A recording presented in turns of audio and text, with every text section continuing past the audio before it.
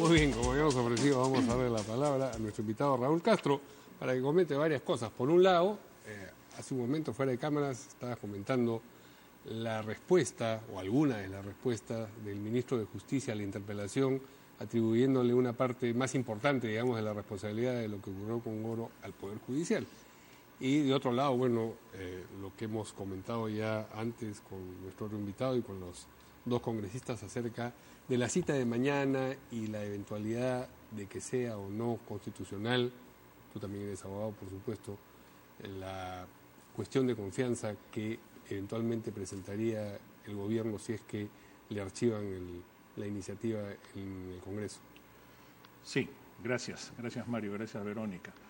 En cuanto a la cuestión de confianza, que creo que es el tema más simple del punto de vista constitucional, yo soy de la opinión que en una presentación de un proyecto de modificación constitucional no puede haber cuestión de confianza.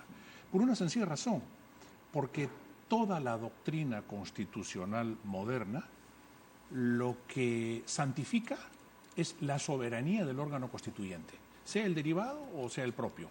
De manera que si nosotros pretendemos someter una reforma constitucional a un tema de cuestión de confianza, entonces quiere decir que el Congreso está perdiendo, en este caso como constituyente derivado, está perdiendo la soberanía que requiere para poder legislar un tema tan importante como es una modificación constitucional, ¿no?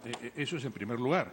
En segundo lugar, yo creo que desde el punto de vista también de la doctrina, el mandato que el pueblo otorga y las reglas con las que este presidente y este gobierno ha sido elegido es un mandato de 5 años. Y el propio gobierno no puede pretender recortar su propio mandato, porque también es inconstitucional, porque está desconociendo las reglas de juego. El escenario del año 2000 y las condiciones del año 2000 fueron absolutamente diferentes y distintas. De lo que se trataba precisamente era de recuperar el Estado constitucional de derecho. No existía. En consecuencia, a lo que hoy día estamos asistiendo es otra cosa totalmente distinta. Hay un gobierno constitucionalmente elegido con un mandato claro de 5 años. Las reglas de vacancia y las reglas de sucesión se han aplicado correctamente y no puede venir ahora a pretenderse violar una regla tan clara como es un mandato popular de 5 años. Eso es en primer lugar. En segundo lugar, en cuanto al tema de la reunión de mañana, me parece una descortesía del presidente. Yo vengo de un viaje de 3 semanas al exterior y me encuentro con que el tema sigue siendo el mismo, monotemático. O sea, los peruanos seguimos metidos en el tema del adelanto, del acortamiento, del adelanto de elecciones o del acortamiento del plazo, tema que ya hemos comentado desde el punto de vista estrictamente constitucional, pero pareciera que no hay otros temas en el Perú. Otros temas que sí ha planteado el presidente del Congreso.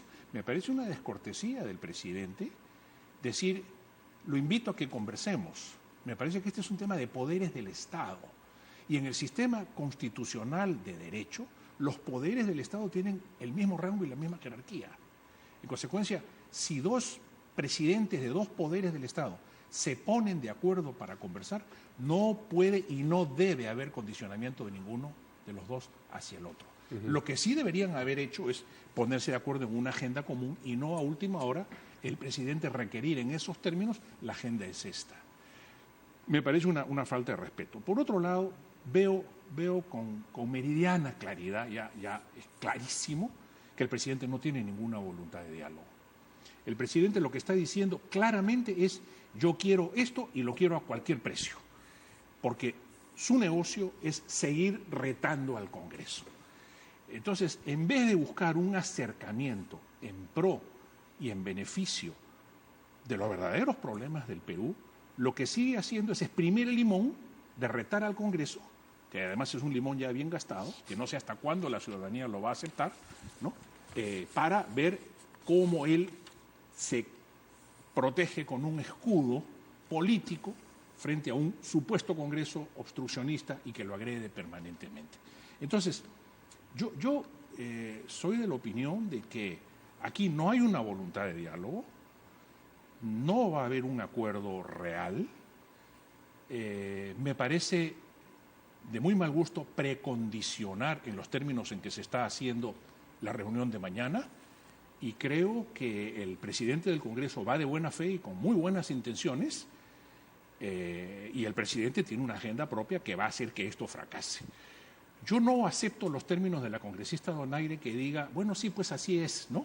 Así es esto. O sea, cuando tú, Verónica, le preguntas, ¿pero en qué tiempo va a hacer esto si es que no hay ya plazo para hacer o implementar las mismas reformas por las cuales fuimos a un referendo hace pocos meses? En diciembre del año pasado hemos ido, por amor de Dios, a un referéndum para implementar la reforma política y para implementar la reforma de la justicia. Y nada de eso se ha concretado. Y resulta que ahora todo se tira por la borda y resulta que va a terminar abortando todo esto porque hay un requerimiento político de parte, no del Estado, no del país, sino de parte, de exigir este adelanto de elecciones para rodearse de esta atmósfera de cierta inmunidad y cierta protección frente a un Congreso supuestamente adverso. ¿Para qué sería eso?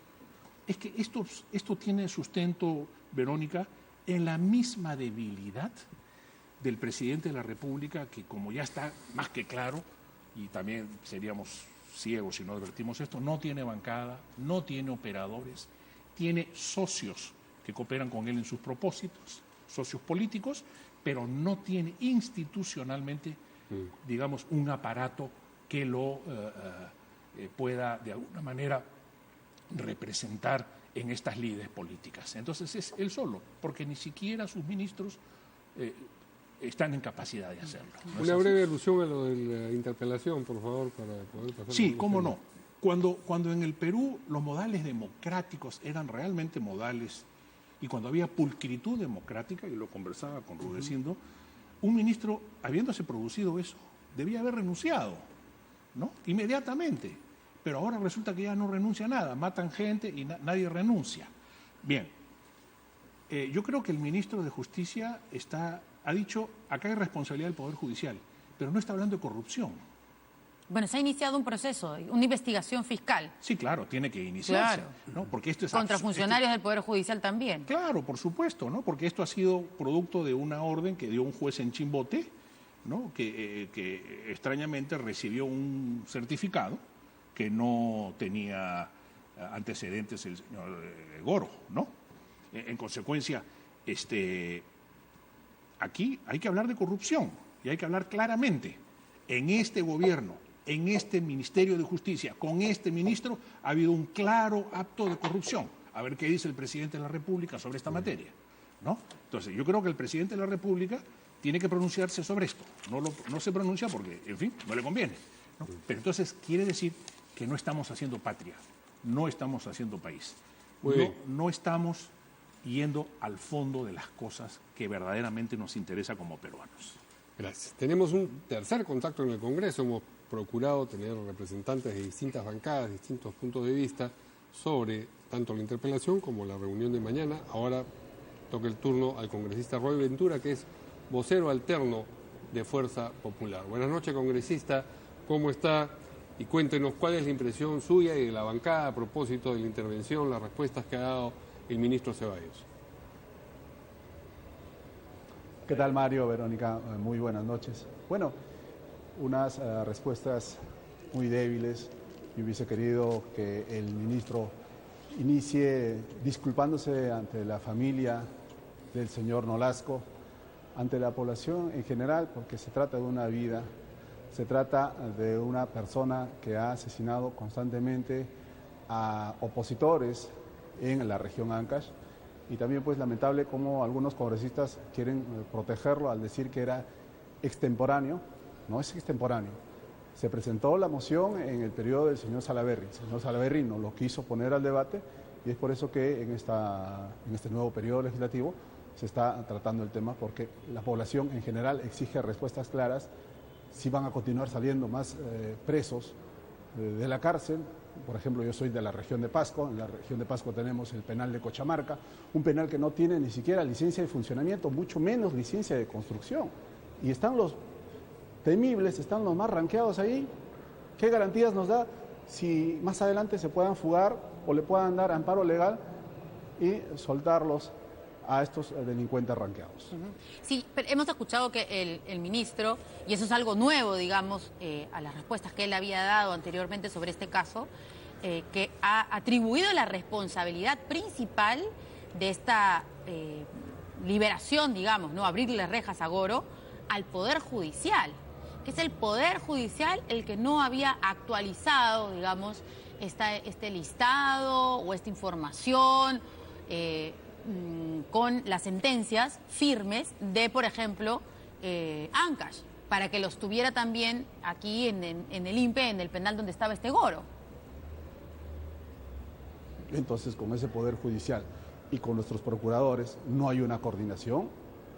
Los procuradores sabían de los antecedentes de este criminal y el Ministerio Público también tenía conocimiento y al Poder Judicial se le escapó. Yo creo que aquí hay una mano negra detrás de todo esto. Corrupción. Hay intereses de poder callar, no solo corrupción, sino también de amedrentar, de poder liquidar a algunos opositores, tan igual como Odebrecht lo hacía en la región Ancash. ¿A qué se refiere, congresista? Que ha habido intereses de poder liberar a Goro. ¿Para que siga asesinando? No solo para difamar a Jenny Vilcatoma. ¿Para que siga asesinando? ¿Por qué no dice usted? pensar así? O sea, Porque ¿usted no este cree señor que ha es sido especialista. sencillamente Porque este señor es una un colección de especialista. torpezas, sino que ha habido una intención deliberada en omitir la información que debía aparecer y cerrar un ojo para que esta persona pudiera estar libre?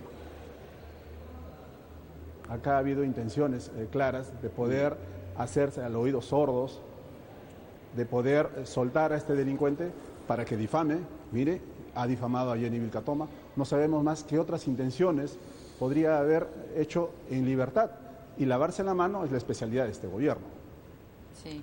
Bueno, hay que recordar al público que Goro ya está nuevamente en un penal, ¿no es cierto? Y que efectivamente cuando fue detenido en su momento, gracias al trabajo de la policía, que a veces trabaja 20.000 veces para agarrar al mismo delincuente, dijo en una de las declaraciones, dijo, sí, que Jenny Vilcatoma me mandó abogado, casi tratando de un mes duró la responsabilizarlo. recaptura, ¿no? Sí. Pero, sí, casi un mes duró la recaptura, pero estos delincuentes, tú dale una hora y te matan.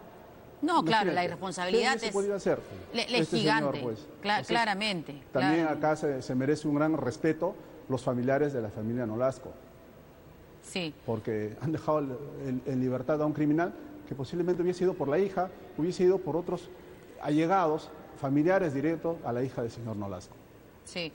Bueno, queríamos también preguntarle, congresista, sobre la propuesta de adelanto de elecciones. Mañana se va a dar finalmente esta conversación.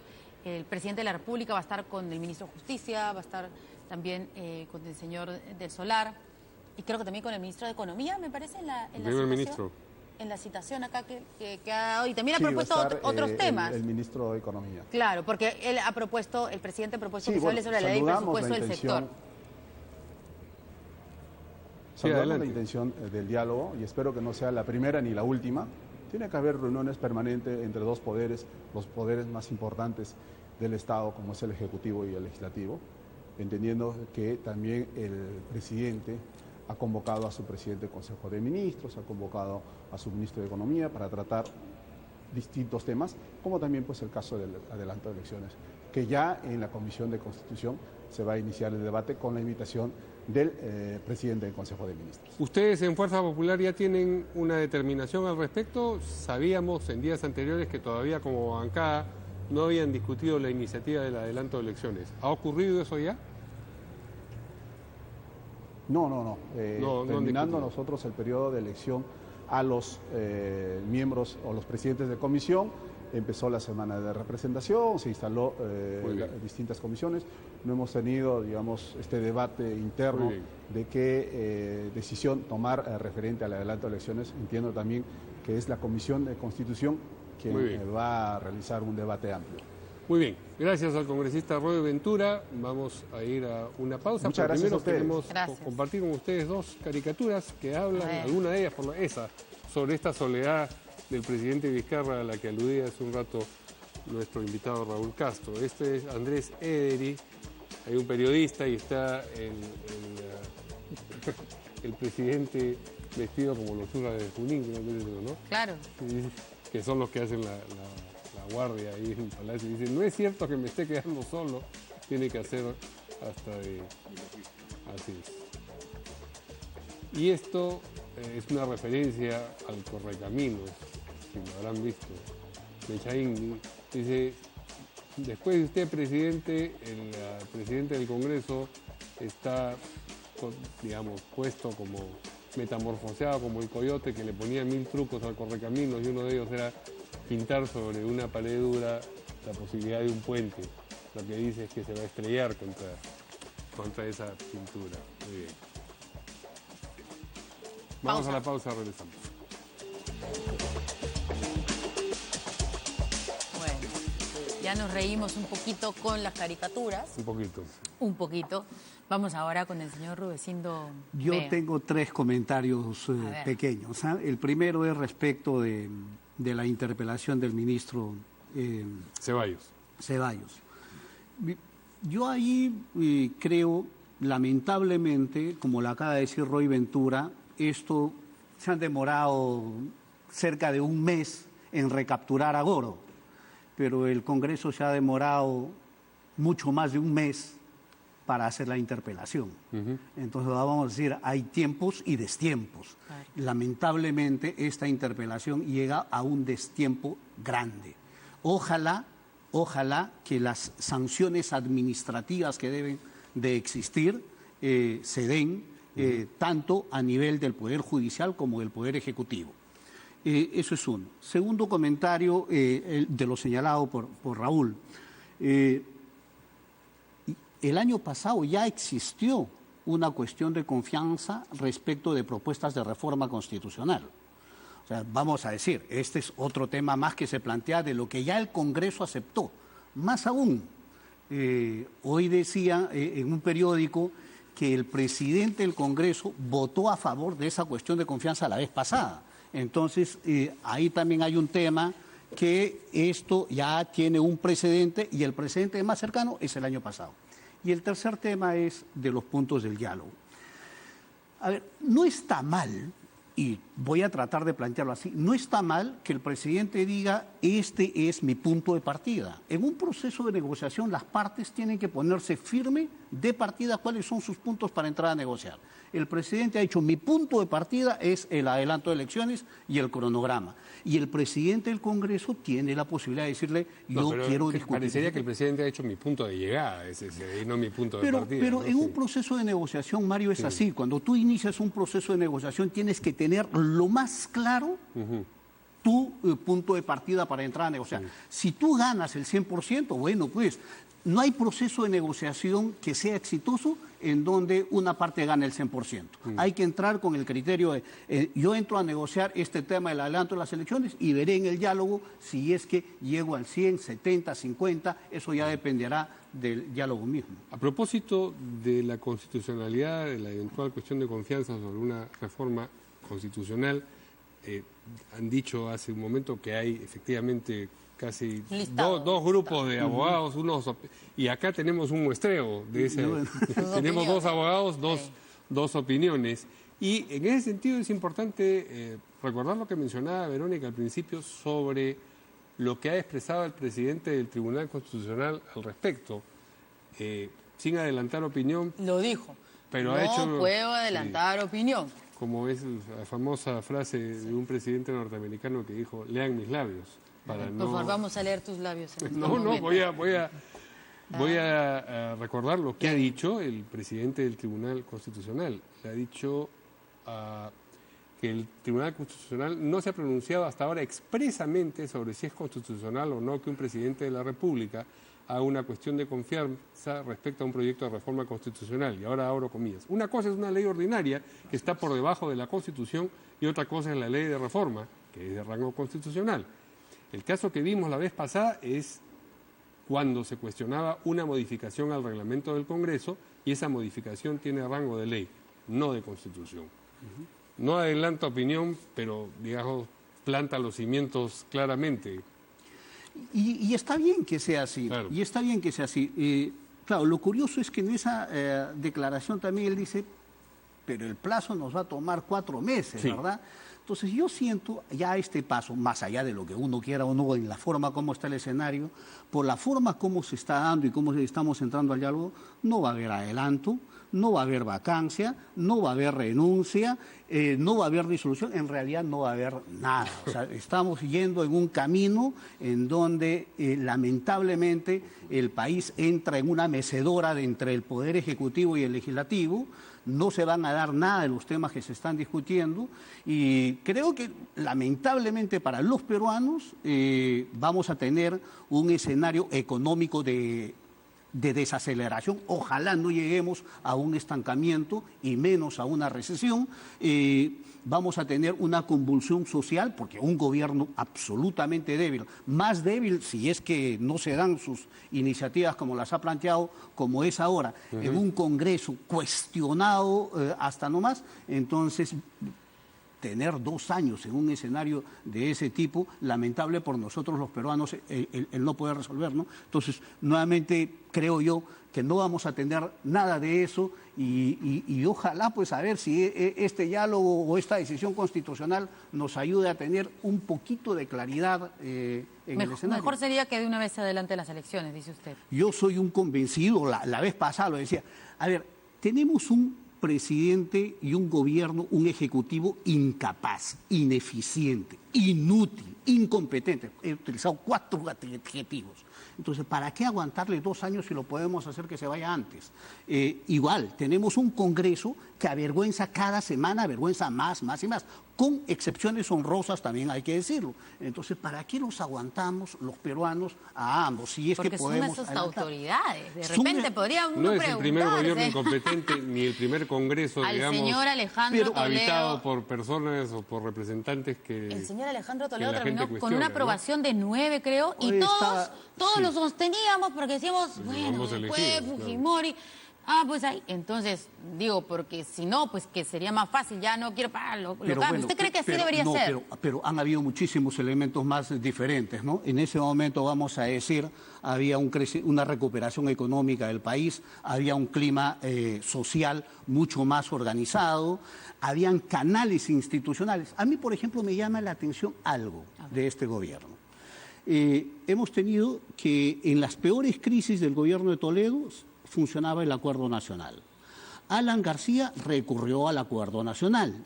Ollantumala recurrió al Acuerdo Nacional. No, porque pero era, ya al no, señor digo, Ollantumala el no, Acuerdo no, Nacional pero, ya pero no llegó. recurrió a la... Al señor Toledo sí, porque era ahí nomás, luego de lo que pero habíamos lo que te quiero lo que decir, nos había Verónica, es pasado. el Acuerdo Nacional terminó siendo un mecanismo institucionalizado que permitía hacer una válvula de escape. Hoy, No, ya ¿quién no, lo pues por menciona? eso yo le decía que lo del Acuerdo Nacional funcionó para el señor Toledo porque veníamos del desastre de Fujimori, de la reelección, de las elecciones viciadas, de los Vladivideos, de los tránsfugas con dinero. Entonces, el Acuerdo Nacional con Toledo, claro que funcionaba, porque era prácticamente, cuidado, que nosotros estamos avalando, ¿ah?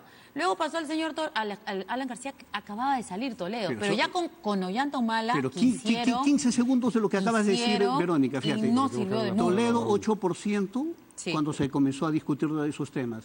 Pero Vizcarra tiene... 45. 45. 45 en un Y momento él crítico. está pidiendo irse. Sí. Entonces usted dice, Vamos a hagámosle nada. que se vaya. Sobre este comentario del presidente del Tribunal Constitucional. Bueno, lo que está diciendo Ernesto Blume claramente es que no ha habido una moción de confianza presentada sobre tema constitucional. Lo que se amenazó es que dijo que se podía presentar si la esencia no respetaba, etcétera. Pero claramente aquí se trataba de modificaciones constitucionales que tenían fundamentalmente una repercusión en la recomposición del anterior Consejo Nacional de la Magistratura para que se convierta en la Junta Nacional de Justicia, con ciertas atribuciones más que el antiguo Consejo. Pero no hubo concretamente un acuerdo, una petición de moción de confianza sobre esa materia expresamente. Y por lo tanto el tribunal dice que sobre eso no se ha pronunciado. Y si no se ha pronunciado es porque no ha habido y no ha habido la consulta pertinente. Ahora bien, yo sostengo que la tesis de la soberanía de la Asamblea Constituyente o del constituyente derivado tiene que ser absoluta y plena, no puede estar condicionada por nada. En el momento que está condicionada, se convierte en un populismo o en una digitación desde un poder absolutista o presuntamente absolutista o controlista. Volviendo al tema del diálogo entre el presidente y Para terminar, porque tenemos que ir a la noche, sí, por correcto, favor. y el primer ministro. Yo creo que conversar es muy importante. Creo que Olaechea por lo menos ha conseguido que el presidente lo reciba. Y estamos hablando de dos poderes del Estado que tienen el mismo rango. En consecuencia, ya Olaechea ha conseguido esto. Y ya dependerá bastante de la actitud y de la capacidad de Olaechea para obligar al presidente a continuar en el diálogo en beneficio del país. Eso es lo que se quiere. Muy bien, gracias. Muchas Vamos gracias. a nuestra sección Así es la mesa.